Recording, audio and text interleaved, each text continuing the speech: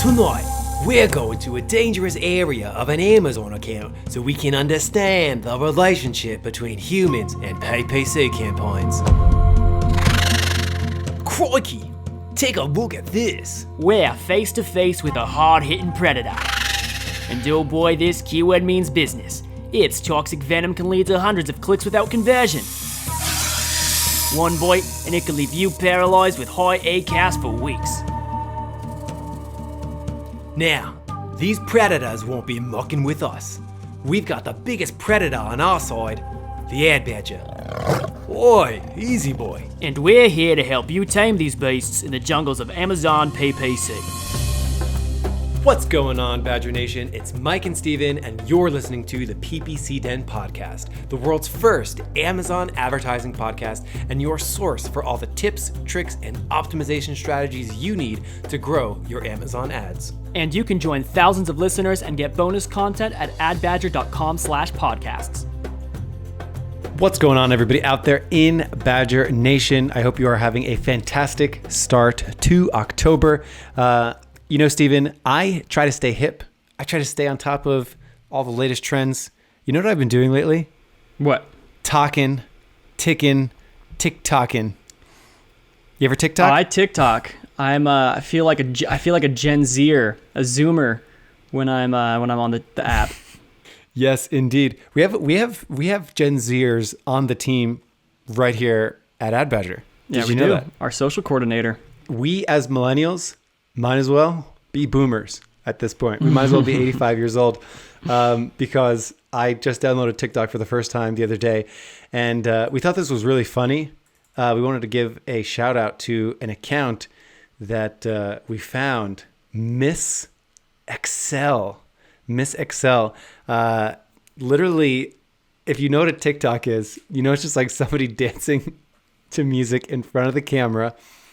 Well, what Miss Excel does, dances in front of the camera, but then is teaching you Excel tips and tricks. A lot of advanced stuff too. Yeah, pretty advanced stuff. I learned a thing or two.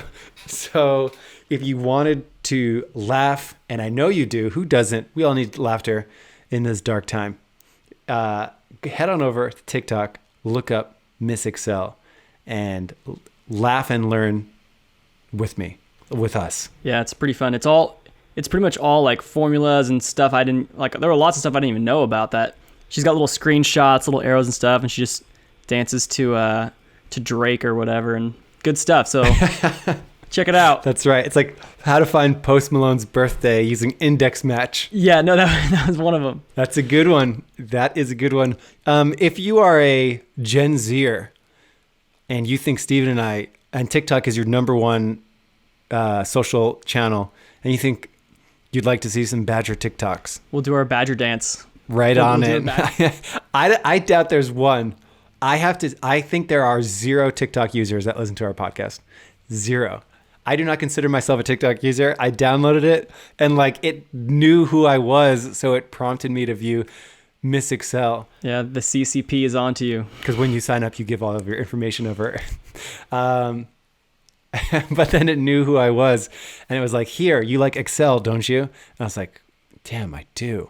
But I doubt there are, so I still don't consider myself a TikTok user, and I doubt there are 0 TikTok users. The reason we are segueing from TikTok, talking about Excel-based education for TikTok, which, by the way, pretty much anything that works in Excel is going to work in Google Sheets. The reason we mention this is because we have an episode today that will really help you wrap your heads around sort of a more intermediate advanced situation that you might get into, but the learnings and the lessons are going to apply to everyone, even if it's your first day advertising. So we're going to be talking about the power of the pivot table. Pivot tables are good stuff, Steven. Pivot tables, I remember I am such a huge Excel spreadsheet nerd. I remember the first time I hit the button to launch my first pivot table, and I was like, wow, I did not know that was possible. I was trying to do all these convoluted ways to get the data that I wanted.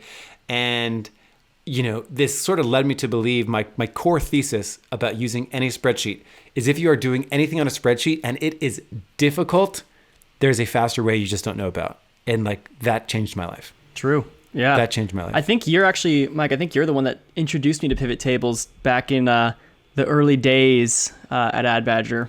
I think I was trying to like, yeah, man. I think I was trying to sum up like performance by day of the week. And then you were like, you got to get a pivot table. Wow. That's a great application for summarizing day of the week data.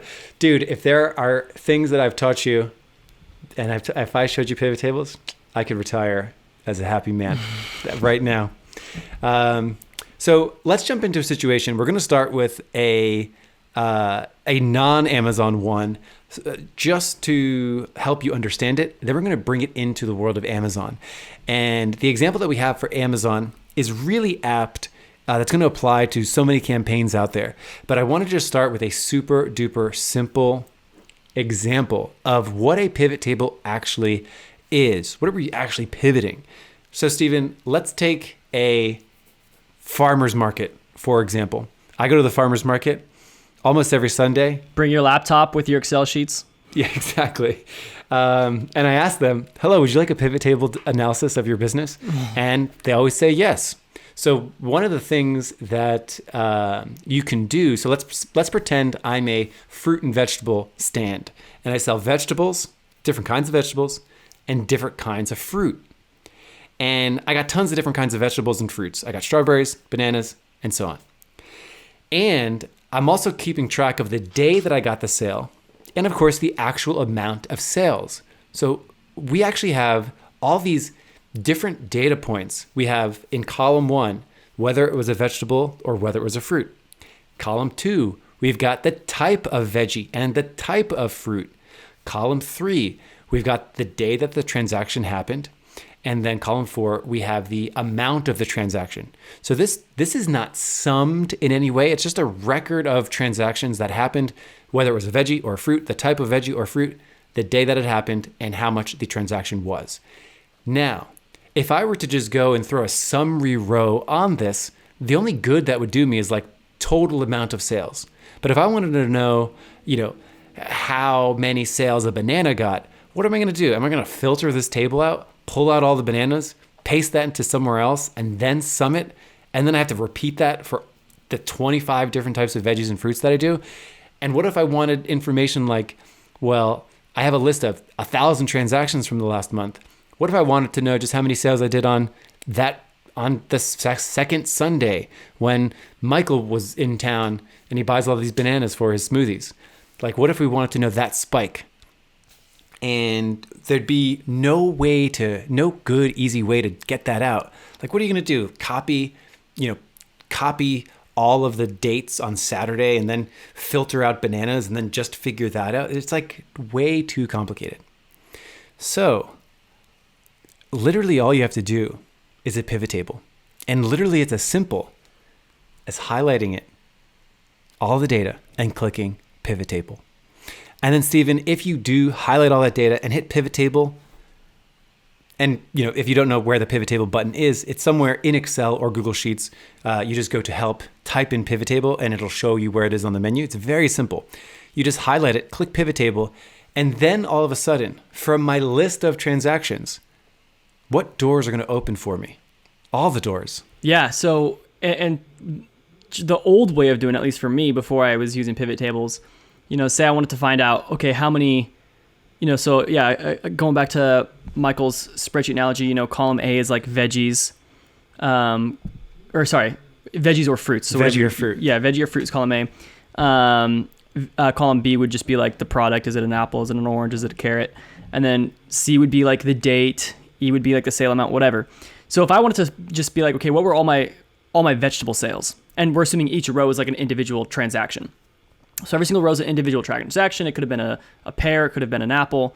So if I just wanted to find all my vegetable sales, see how many I sold, I would have to throw a filter on that just filters out just for my vegetables, and then basically subtotal all of that. Or if I wanted to just find my apples, apply a filter just for apples and then subtotal that. But with the pivot table, what you can do is basically you can say, hey, I want to basically sum up all of my vegetables versus all of my fruits. and then it'll, basically create a little table for you where you've got your veggies and your fruits, and then it sums up all of the sales, whatever, within that time window. Or you could do it for, you could do it by the actual fruit. So you could say like, I want to see, my bananas, my apples, my pears on individual rows, all summed up together. Or you could also do it by the date. So you could just like, because, say you're getting 3 transactions on one day, 15 transactions on the next day, and you're saying, okay, just within this one day, what does it look like? And you can sum up all the data by the date. Yes. And figure that out. So yeah, super, super helpful, extremely fast. Literally anything that you dream about analyzing the transaction data becomes open to you. Very, very simple. The developers behind Excel and Google Sheets did all of this hard work for us. So you could add multiple columns even. In column 1, you can have the sum of all veggies. And then column 2, you can have the sum of like, you'd have like, it would aggregate all the vegetables, the types of vegetables. So you'd have spinach aggregated. So it would go out there and it would sum every single spinach transaction for you. And then you can add additional columns there. So literally any crossroad of analysis you can do is what a pivot table does. So we really suggest you go and learn a little bit more about pivot tables, but really it is truly as simple as just highlighting the data table and hitting pivot table. Less than 30 seconds. And then you start populating. Yes, it's really unreal. So as a general rule of thumb, again, if you're ever doing something in Excel and it is difficult and grueling, there is very likely an easier way to do it, and just take some Googling. I do that on a very regular basis. Like, how do I put this data over there in this format? It's like you type that in. There are wizards out there that have done it, and it's a super great community, so they'll share. Now, Stephen, we've talked about this fictional fruit stand, just sort of highlighting the ways that you can combine, aggregate, group, and analyze your data. Let's bring it into the world of Amazon, shall we? Let's do it. Okay, so this is a fairly common scenario where you've got, we're probably going to talk about the dozens of ASINs as opposed to maybe just 1 or 2 ASINs. But this could apply if you are bumping into many ad groups. So Stephen, we have this really straightforward scenario. Walk us through the setup of what we are solving for with a pivot table here. Yeah, this is a little bit of a piggyback off of episode 95 as well. Episode 95, we talked about, you launch a bunch of campaigns, keywords in every campaign, in every ad group, and basically all of the keywords have under 10 clicks or whatever. And so we were kind of saying, you've got thousands of dollars of spend across hundreds and hundreds of keywords that all have 10 clicks on them. So, but they're all kind of low data. So how do you optimize those? So kind of similar concept, only in episode 95, we were talking about exact match keywords and blah, blah, blah. This, we're going to be using the example of auto campaigns just to kind of keep things simple. So let's say you've got 10 auto campaigns and you have 10 ad groups in each auto campaign. These are all single product ad groups. So, 100 ad groups all together. And let's just say everything's super evenly spread, 10 clicks on every single ad group. So every single ad group has 10 clicks. We've got 10 ad groups in each of our 10 campaigns. Some of them sold, some of them didn't sell, but we're still kind of not quite ready to optimize yet because, as you recall, within auto campaigns, at least auto campaigns that were created after, I think it was November 2018 that they introduced the auto targeting. Anything created within 2019, 2020, new auto campaigns have 4 different auto targeting options. You got your close match, loose match, complement, substitutes. So if you were to click into any one of these ad groups, you'd see that your 10 clicks, and again, let's just assume for sake of ease that they're pretty evenly spread. So with those 4 auto targets in that ad group, each auto target is getting 2 to 3 clicks. So, we have 100 ad groups altogether, 400 auto targets altogether, and every auto target has 2 to 3 clicks. And so you've got some that have 2 clicks and 1 sale. And it's like 50% conversion rate. ACoS is crazy low. There's nothing that has a crazy high ACoS yet, except for the total account maybe, because altogether, all of those little 2 clicks, 3 clicks here and there without a sale, all kind of add up. So, maybe right now your ACoS is 100%, over 100%. So how do you optimize those? So we talked about that kind of last week, but this week or I guess 2 weeks ago. But this week we're gonna get down into some pretty nifty ways to kind of not just guess, not just evenly, just like, okay, I'm just gonna reduce all my bids by 25%. Because with a pivot table, what you can find out is that, when you sum up close match versus loose match versus complements and substitutes, if you were to sum all of that up on a pivot table across all your 100 ad groups, you might see some differences in performance between your close match versus your loose match. Mm-hmm. Hey, Steven. I want a quick sidebar, just in case anyone out there is sitting and scratching their head. You described a scenario where you have 10 auto campaigns, and inside each one are 10 single product ad groups. So instead of having one ad group and just putting all 10 products in there, tell me about, why these are single product ad groups as opposed to one ad group with all the products in it. Yeah, that's a good question. And I believe we do have a full episode on this if you want more information about single product ad groups or SPAGs. But essentially it is by putting products into individual ad groups, you're ensuring that they all get a fair shot at visibility, and you can control the bids individually for each product. So it wouldn't make sense to have a $10 product in the same ad group with a $100 product because, they're going to have different spend thresholds, different target CPCs based on their profit margin. So if they each had a 10% target ACOS, your $10 product, you can only spend $1 on to get that sale. The $100 product, you can spend up to $10 to get that sale. So you don't want to be spending $10 on clicks to get a $10 sale, but you don't want to reduce your bid so low to hit your target ACOS with a $10 product that now your $100 product isn't getting any visibility with a 10, 25 cent bid. So that's the main idea. Every product is going to perform differently. Some convert really well, some don't convert really well.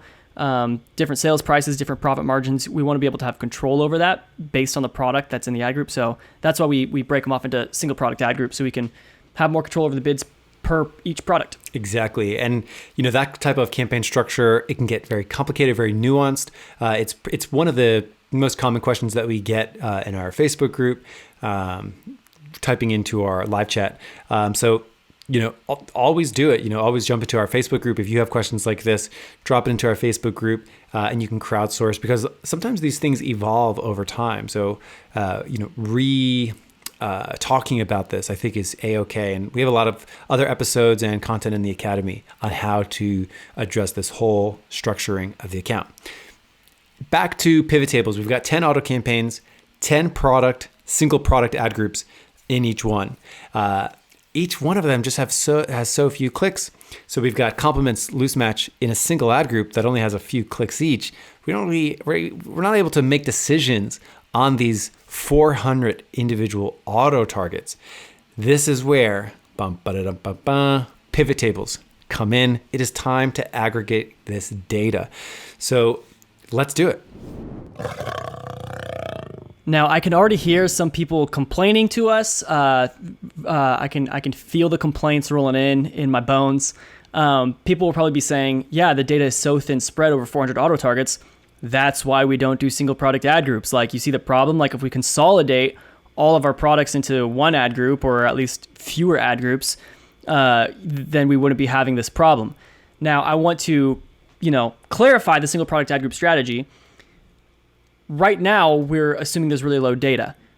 What we want to see happen is within each of these auto campaign ad groups, within each of these, they start collecting enough data to actually make informed decisions on. So once you start getting to 10, 20, 30 clicks and you have a significant data and you've got some sales, you can look at our previous episodes on how to calculate bids based on revenue per click times target ACOS. And so you can do that for each of these items. Once they kind of, get at least, I like to use at least 20 clicks, depending on your average conversion rate. If we're assuming an average of 10% conversion rate, then yeah, like 10, 20 clicks is about how much data you want before you start applying those revenue per click times target ACOS calculations. So we want to see these items get there. And, if you give these campaigns more time, chances are, let's say we give them another month, and then you're looking at the past 30 days or past 60 days, whatever, you'll probably see that there are some, probably going to be several of those auto targets that have a decent amount of clicks, the over 10 clicks, over 20 clicks, etc. And you can just calculate the bids from there. And that's the whole goal of the single product ad groups is being able to get that granularity with it. But what do we do about all the other ad groups that have less than 10 clicks. And, how do we optimize those? And what the strategy is going to be is that we would basically filter everything out. And I guess to maybe complicate the problem a little bit more, let's say if 100 of those auto targets, 100 of the 400, let's say at least 100 of those had, 10, 20, 30 clicks, and those are good to go. So we just want to optimize the other 300 that have 2 to 3 clicks on them. So what we would do is we'd filter out for everything with under 10 clicks across all of those auto targets. So now we only have all the low click items. Maybe some of them have sales, maybe some of them don't. Again, if you have one click, one sale, you're going to have a extremely low ACoS, and that's not realistic. So what we want to do is we're going to sum up all of the sales across all of these auto targets and sum up all of the spend across all of these auto targets. And then we can kind of find out what's our ACoS for all of these items with under 10 clicks, and we can optimize from there. But where the pivot table is going to come in handy is we're not just going to sum the total of all these auto targets. We're going to break them down on our pivot table. So we're only summing up all of the close match on one row, all of the loose match targets on a second row, and then all of our complements and substitutes. And so when you run this pivot table, what you would do is you would basically say, hey, I want I want to sum up all the data for these auto targets. And then you can see all of your impressions, your clicks, your click-through rate, your conversion rates, your ACoS, your cost per click, your revenue per click would be something you'd have to calculate yourself. And you can see all of that data. And I mean, I do this regularly with our big accounts that have, thousands and thousands of SKUs, and we're running lots of auto campaigns for them. So what I'll do is I'll do exactly what we just talked about. And then I can actually see, what's the average conversion rate for the close match targets versus the loose match targets. When we kind of aggregate it all together, what kind of performance are we seeing between these different auto targeting options? And close match usually tends to perform the best. It has higher conversion rates, therefore it has a higher revenue per click, and therefore it has a lower ACoS.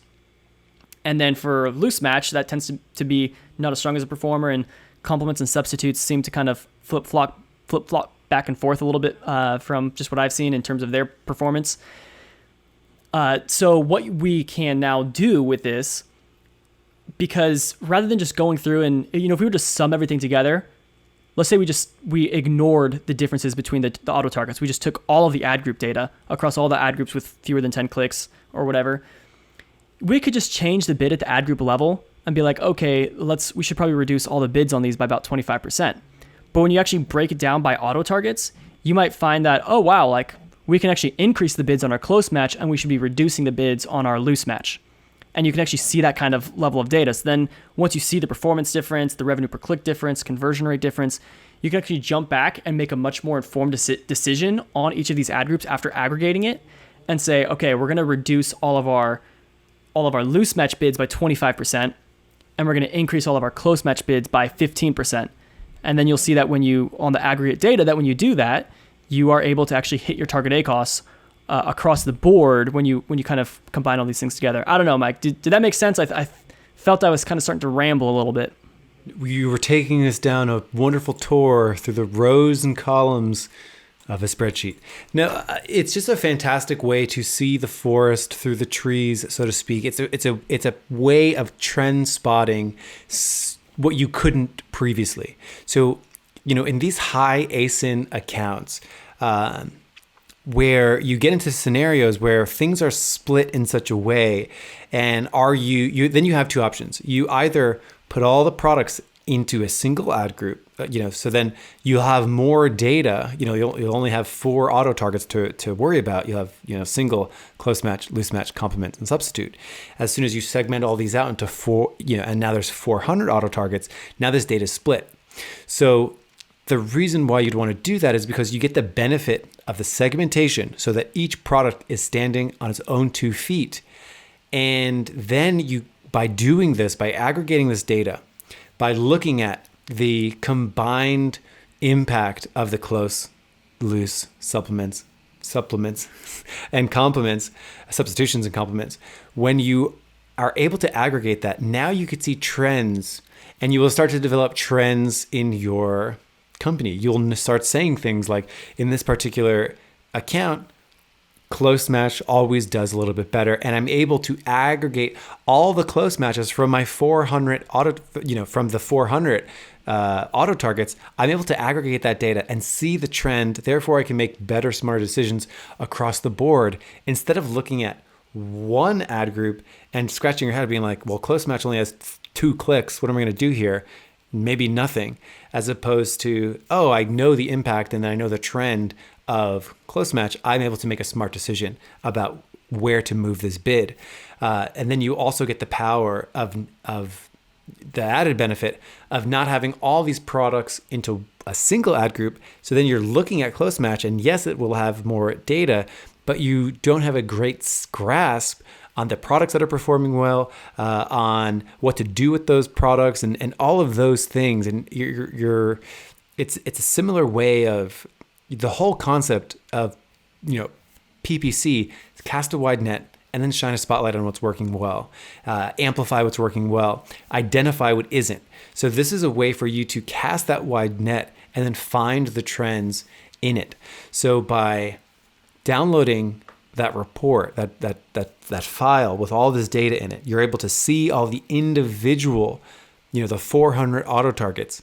By putting those into a pivot table, you are starting to see all of that in aggregate. So it has summed up all of those 2-3 click complements and substitutions. You're able to see all of that now and make an informed decision on how it performs for these products. And then over time, these will start to filter themselves out, because then all of a sudden, now if you have a single ad group and it's got over 10 clicks, now all of a sudden you don't need to aggregate the data. You've got enough data to make a decision on it. So this is a fantastic way, piggybacking off episode 95, how to handle these low data scenarios. This is it. This is a really great way to both have your cake and eat it too, have your segmentation, and make smart optimization decisions.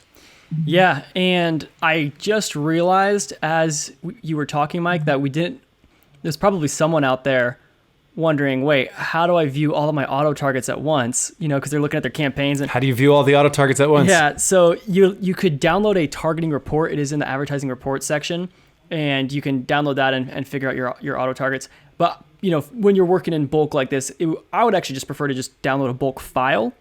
Download that bulk file from the bulk operations tab, and all of the auto targets will still be in there as well. So you can just filter out by those record types and match types to find those. And then you can run that pivot table off the bulk file, and then it's really easy to jump back and adjust those bids accordingly, because there's a max bid column, so you can fix those.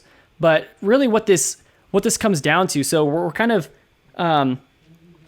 combining 2 different strategies right now. We're saying, get extremely granular, break out all of your products into single product ad groups, break them out into separate campaigns if they're like different product families, etc.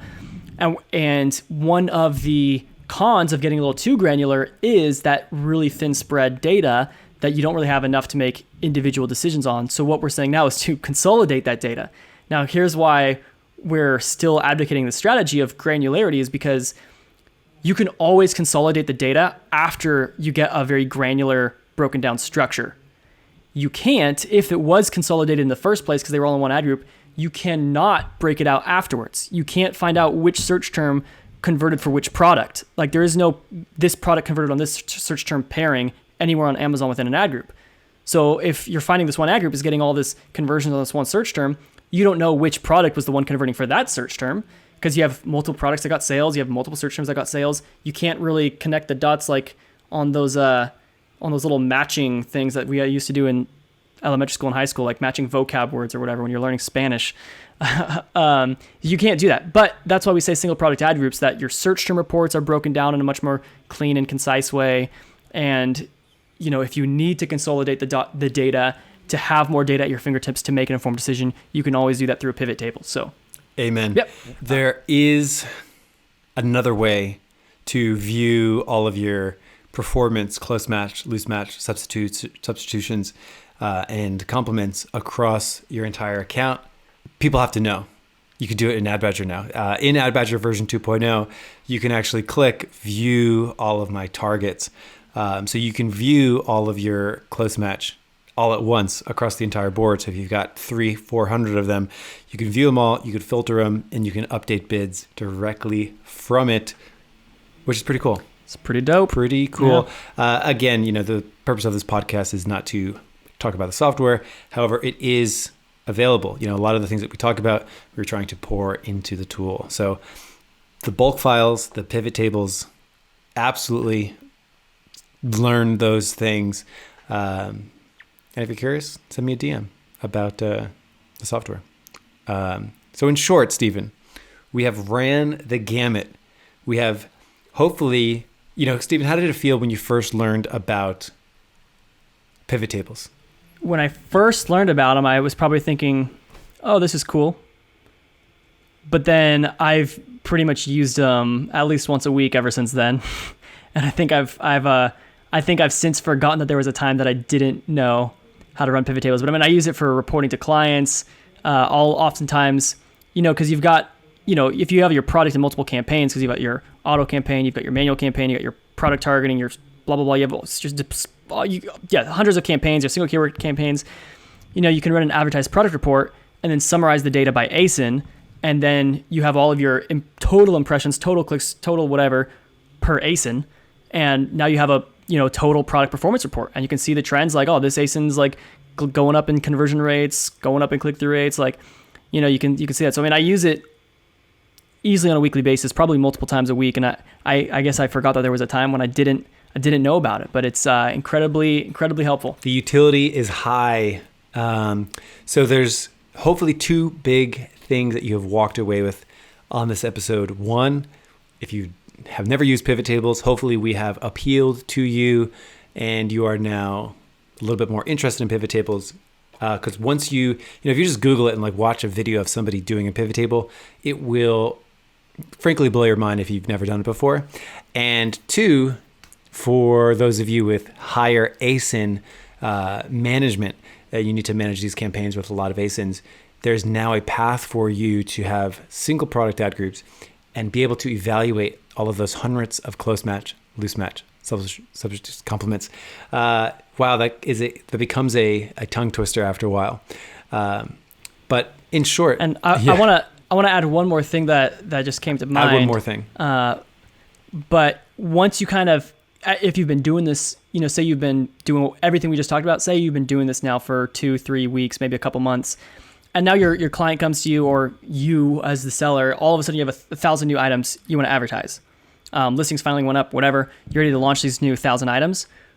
From the get-go, from the campaign launch, you can actually set those bids if you know, okay, loose match, my average cost per click should be about $1, but loose match tends to be not as strong a converter. So I'm going to start off loose match with, a 75-cent bid, and we'll start off our close match with $1.10. And from the get-go, if you kind of know roughly what your CPC should be per auto target, you can just launch and get a good start, because loose match is typically going to be a little bit more top of funnel stuff. So it's not going to have quite a strong conversion rate. So yeah, definitely a good thing to, just another reason to be doing this. Yes. So much utility from this episode, and maybe are the amount of podcast listeners that are also TikTok users maybe went from 0 to 1 today. Maybe somebody is out there downloading it right now. There you go. Right. Well, thanks so much for tuning in, everybody. We hope you found deeper appreciation for spreadsheets. Yeah. So this week was all about pivot tables. Join us next week for VLOOKUP versus XLOOKUP. No, I'm just kidding. Have a good one, everyone. We will see you next time here on the PPC Den podcast.